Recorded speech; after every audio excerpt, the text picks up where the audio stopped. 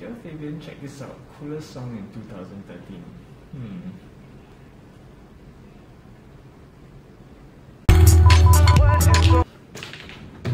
I'm a genie in a bottle.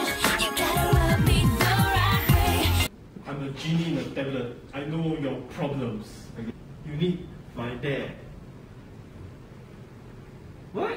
I don't need your dad to solve my problems. Don't be silly, it's a myDAQ. Come, take it. But what is it? It's a data acquisition device by National Instruments that works in conjunction with LabVIEW graphical programming software. First, you have to connect it to your computer. Then you can hook up inputs from different sensors and audio sources to the input of the myDAQ. Next, desired processors algorithms can be programmed in LabVIEW and signal processing can be performed on the input signals. Finally, these processed signals are output to the myDAQ and out to appropriate output devices such as loudspeakers or earphones. That's quite a handful. I still don't see how that solves my problem. Well, basically, you input your noisy music into the myDAQ, process the music through LabVIEW with noise removal programming, and out to the myDAQ comes clean music. Nice. So how do I hook up the myDAQ to my com? Connect the audio out from your PC to the audio out on the audio in on the myDAQ. Connect the audio out from the myDAQ to your earphones. And finally, connect the USB data cable from the myDAQ to a USB port from your PC. You know, I really don't believe this will work. There were at least a few different tonal noise in that music. It's just too bad for me. And to think I was just only starting to enjoy the music. Don't worry, Genie is here. The secret really is in the process algorithm you program in LabVIEW. Introducing the 4-band parametric equalizer. But why can't I just use the graphic equalizer? Isn't it easier? Well, parametric equalizers allow for user-defined center frequency and bandwidth for each filter band. It limits the attenuation within a much smaller target bandwidth than possible with a graphic equalizer, thus allowing you to keep the original music as intact as possible. That way, it works much better than graphic equalizers for narrowband tone noise removal. So first, let's set up the myDAQ with your computer and create the audio equalizer in LabVIEW.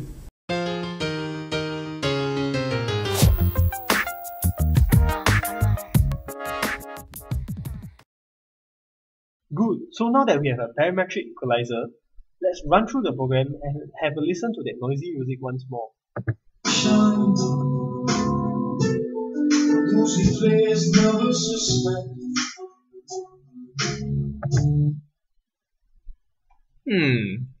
What are these strange peaks that I see in the frequency plot?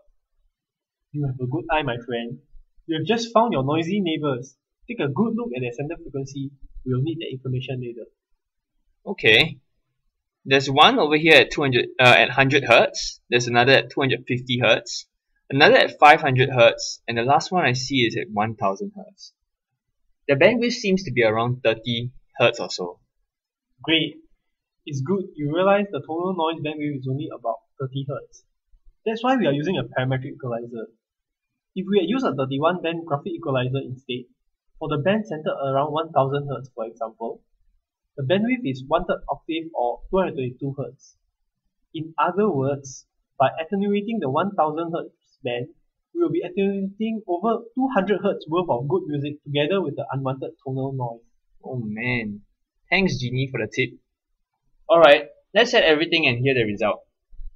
Okay, so we adjust it such that the tone is attenuated below the music, which is about -40 dB.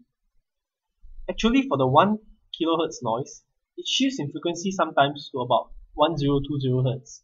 So we'll set the center frequency at 1010 Hz instead, and the bandwidth to 40 Hz.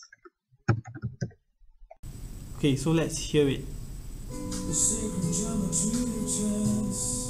Now with the equalizer on.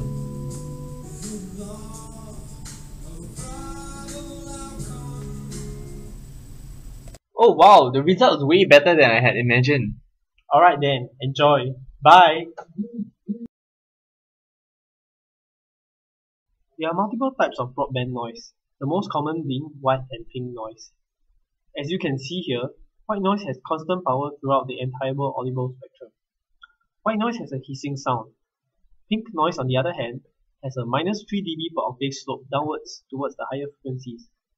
As you know, each higher octave has a bandwidth twice that of the lower one, hence pink noise maintains the same power in every octave. Pink noise is termed as such because, like the similar power spectrum, would appear pink in color. Grey noise is shaped in such a way that it accounts for difference in human hearing sensitivity across the full range of frequencies. At this point, it would be useful to introduce the equal loudness curve. In this graph, each curve traces the level required of each frequency such that they correspond to a single defined level of perceived loudness across the full range of audio frequencies.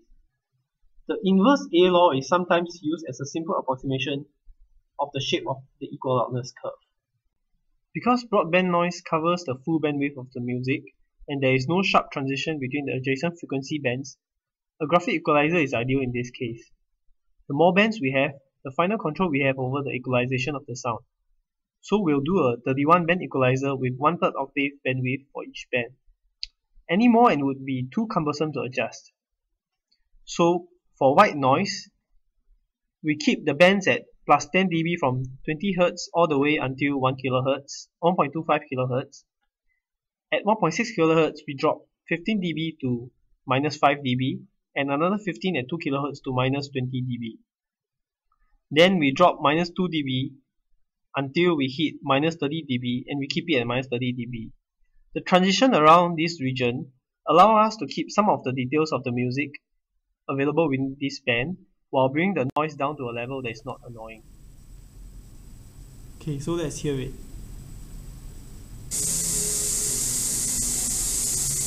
Now with the equalizer on.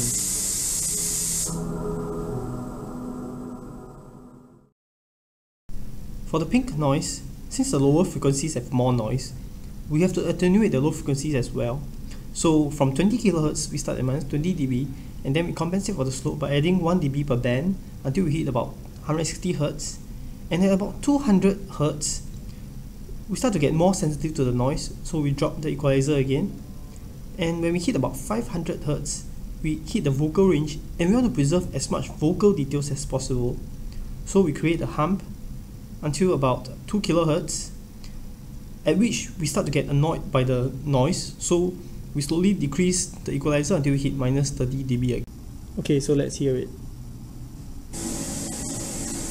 Now with the equalizer on.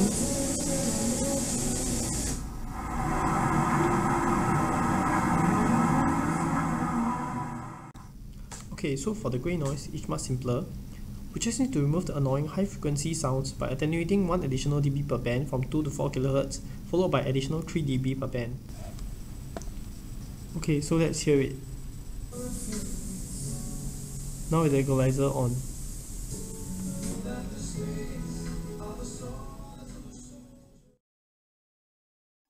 So, engine noise is a form of broadband noise. Let's first take a look at its Fourier transform frequency spectrum. As you can see, most of the power lies from 0 to 500 Hz.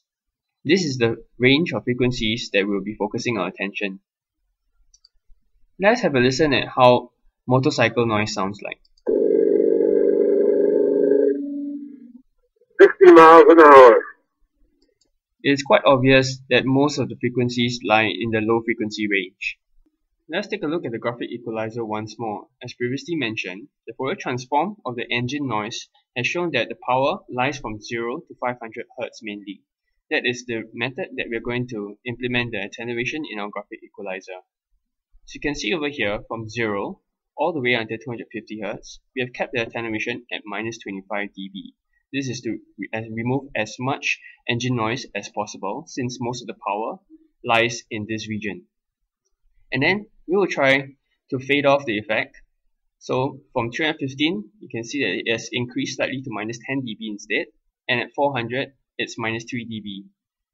It rolls off all the way to 0 dB, and from 500 onwards, we try to not attenuate the signal further. This is to try and preserve the original signal as much as possible. So let's listen to the original signal with the motorcycle noise mixed in. Equalizer on.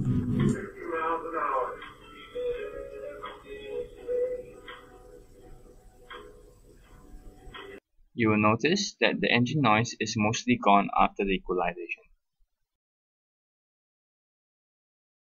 Let's go back to the first example when there was tonal noise embedded in the music signal. Another method of removing the noise is by masking it. Auditory masking is a really interesting phenomenon. A tone masker can be used to hide signals that fall below its masking threshold. Let's take a look at this example, and we can see that tone masker has effectively masked the signals in black since they fall below its masking threshold. We can employ a similar masking effect of the tonal noise in example 1 by boosting the frequency bands around the tonal noise frequency. For example, to mask the 1 kHz tonal noise in example 1, all we need to do is to boost the frequencies directly around it at 800 Hz and 1.25 kHz. We can do the same for the rest of the tonal noise at 500 Hz, 250 Hz, and 100 Hz. Let us listen to the music with the tonal noise.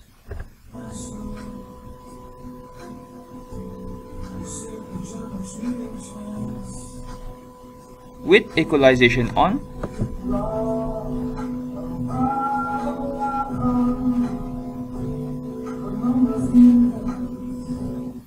notice that the tonal noise has been partially suppressed by the masking effect. In theory, we could still remove the tonal noise totally by raising the neighboring frequency bands much higher than the tonal noise levels, but this would cause the overall music to sound weird. I'm a genie in a bottle, baby. Come on and let me out.